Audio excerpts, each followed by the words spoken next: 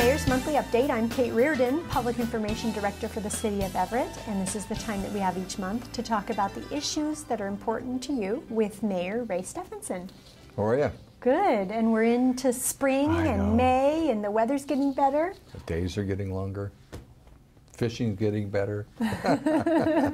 Yeah, so what kind of fish can you catch out there at this time of year? Well, this was hard to believe, but it was April Fool's Day. I got a 22-plus pound king in the San Juans. The day after the Derby. Day after? Yeah, and that fish would have won the Derby. Oh my gosh. You know, what's that expression? A day late and a dollar short. That's what I was. But you still got the fish. Yeah, so that was I good. still have the fish. Yeah. Well, let's talk a little bit about some recent activity that you've had with our folks in Washington, D.C. as it relates to Naval Station Everett. Well, you know, we try to get back to Washington, D.C. at least once a year. And the purpose of the trip each year is to visit the Pentagon, to talk with Navy officials, and we did that. And then this year we added the Coast Guard, which I'll talk about in a minute, and then the third day we spent on the Hill talking to our legislators, sharing with them what we had learned. But clearly with the federal budget challenges that are going on, sequestration, if you had asked me 2 years ago what that word meant, I wouldn't even know what you were talking about, but it's all the buzz now. But you know, the military is expecting that they're going to have significant cuts in their budgets.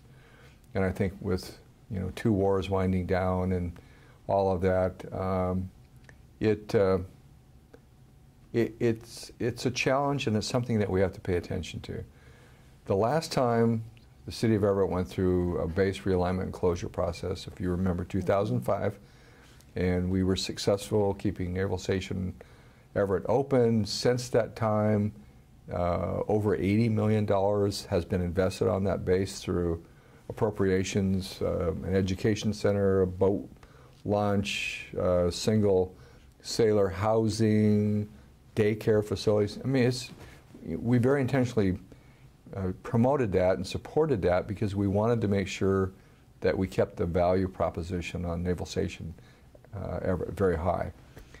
So once again, the Pentagon is talking about another process. And is it conventional wisdom right now is that probably in 2015, they'll look at international bases around the world and they'll evaluate whether to close or not close. And then probably in 2017, Kate, they'll do the national bases. And that's what we have to really pay particular attention to, because less military spending. What we tried to communicate, and I think we were successful in doing this, is fastest open water, a natural deep water port, very strategically located. The Navy particularly is moving about 60% of its assets to the Pacific coast because of the threat in Korea and the Far East, and the additional responsibility in the future for the Arctic. So I think we're positioned well from that perspective. But our purpose in visiting the Coast Guard was to ask them to consider potentially home porting at Naval Station Everett. And we think that that would be very smart. We have additional capacity throughout the community and infrastructure. We can support them. We're a great Navy town. And it just does, it helps us all the more to isolate ourselves from a potential closure. So it's very important. And, you know, it's our second largest employer behind Boeing, obviously.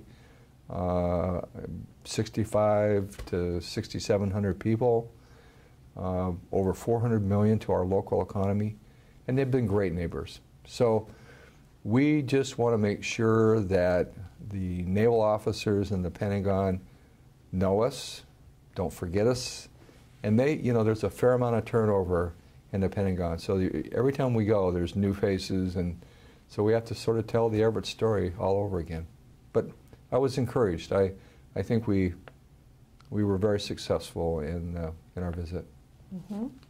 And so basically we'll just keep people in Washington, D.C., you know, Naval Station Everett front and center in front of their faces, and then of course having our congressional delegation there that also supports having Naval Station Everett operational as well is really important. It is very important because they're making the decisions. They want to know, oftentimes, and this is interesting to me, they don't have that contact that we have when we go to the Pentagon. So they rely on us to share with them what we've learned, what the concerns are, and the other thing that we'll be doing over between now and 2017 is we will be preparing ourselves for any base realignment and closure process.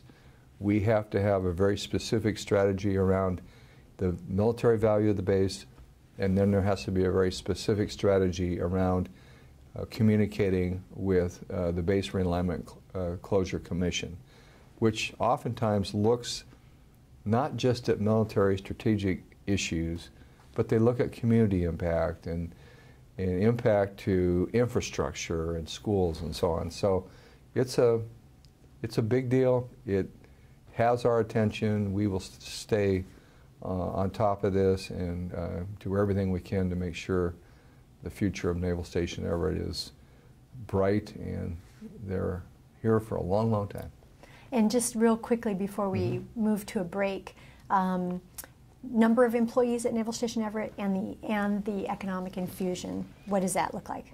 60, probably close to 6,700 employees with civilians, 420 million to our local economy. It is, these are the people, you know, they're buying houses or renting, they're buying cars and groceries and, you know, furniture, and so they're a big part of our economy. Great. Okay, so definitely keep us posted on what's going on there in D.C. and at the Pentagon as it relates to Naval Station Everett, and we'll check back in with you on that in months to come. Very good. All right. And we'll be right back after this with the Mayor's Monthly Update. When you smoke, it affects more than just your health. I love to dance. That's something that I handed down to my family. I was pretty good at it too, before my doctor told me that secondhand smoke at work caused me to have asthma attacks, infections, and lung damage. And I never smoked. I can't work there anymore. And I can't dance much anymore either. If you or someone you know wants free help to quit smoking, call 1-800-QUIT-NOW. Welcome back to the Mayor's Monthly Update. We're just getting into a conversation about downtown Everett and the McCrossen building. That was the building that had burned back in late fall. And of course, it was a pretty dramatic scene, and it was a fatal fire. We did unfortunately lose a life of a resident, but there's been quite a bit of action there. Why don't you give us an update of what happened and where we've been? Well, you know, it's anytime there's a fire, and particularly a tragic fire, but a fire nonetheless, a lot of insurance issues, a lot of safety issues, and so, you know, I know there's probably this expectation that, gee, you know, have the fire and let's get in there and clean it up and get all that rubble out of here, and so, but what the city did, Kate, is we actually set a deadline through our hearing examiner for the demolition to be completed. And I believe, if I have my numbers or my date right, I think it was like the middle of March. And it didn't happen that fast. And the major reason, I think a lot of the insurance issues had been resolved and the property owner was being relatively cooperative. But to the building to the farthest of the west, the building that was saved, that building and the building that was demolished next to it had a common wall. Why they call them party walls, that's what they call them, I don't know, but it was a common wall nonetheless. And so until a new wall was constructed that preserved the integrity of the building that was not damaged, you couldn't tear it down, because it would put that undamaged building in jeopardy of, frankly, falling down. And so that owner had to get a couple of feet of property to build the wall. The construction occurred, and lo and behold, we were ready. The city was ready to go. We had indicated to the owner, look, once that thing gets done, if you don't move, we will. And the way we do that with city resources, but then we lien the property to make sure we're reimbursed. But lo and behold, as soon as that construction was done, over the course of a few days, that demolition occurred, which was good. And we still have cleanup to do. You know, obviously, sidewalk and curbs were damaged during the fire. We need to make sure the integrity of the sidewalk is what it needs to be for public safety. But it's getting that demolition done was really, really important. Mm-hmm. And now we have this new open space in downtown. Looks pretty different. It does. Changes the scenery a little bit. Yeah, and it was tough seeing that historic building go. You can't reinvent that, obviously. So, but I just really think for any time there's a tragic situation like that, there's also the bright side of it is there's an opportunity for renewal, and we're trying to be very thoughtful and seek out expert opinion in terms of what potentially might go there, what the private sector's interest might be. Is there an opportunity for a public-private partnership? You know, parking's always been a challenge at Comcast, and is there the possibility that behind that, up towards the Snohomish County buildings, that there would be an opportunity for some structured parking? So all those questions are being asked, and we're trying to be very thoughtful about it and trying to work. This is privately owned property, obviously, but to the degree that we can test the market and see what the interest might be, we want to do that. And if there's an opportunity for public-private partnership, we want to do that as well. Mm-hmm. Okay, great. Yeah. So we'll just kind of stay tuned and see what ends up happening there. Yeah, well, there'll be more information, I suspect, throughout the year and probably into next year as well. Okay, great. And then let's wrap up today's show with just another new development that's happening in downtown, a pretty exciting one that's been in the works for quite some time. But we do obviously have an active developer in downtown, Lobsang Darji, and he's done a couple of projects, but his newest one is the Farmers Market and Living Space. And what's that going to look like? Well, this is really a very creative project, and before I sort of get into that, I just want to say that we have had the very good fortune in Everett of having the Scott Dahl family do incredible investments. Library Place, Phase 1 and 2, the work that they did at the Peninsula. I mean, and whatever they do is really the highest quality. Mr. Darji did Patella Village, a residential living. That's down by the Mazatlan restaurant is on the first floor, and then the Subway, I know because I go there frequently, is on the bottom. So this project is really a mixed-use project as well, and it's pretty exciting. So basically on Grand Avenue between Wall Street and Hewitt, Mr. Darji acquired that property, and that's where motor trucks used to be before they moved out to Riverside in North Everett. And then around the corner on West Marine View Drive and Wall, and that's construction has already started. There's going to be an extended stay hotel there, and it will support like Navy families and people who need a little longer stay than just a night for an event, for example. But in this block, and the groundbreaking we did a few weeks ago has to do with a farmer's market on the first floor. Part of it will be seasonal, part of it will be year-round. It's a great opportunity, and the county executive were instrumental in getting local farmers to participate in this.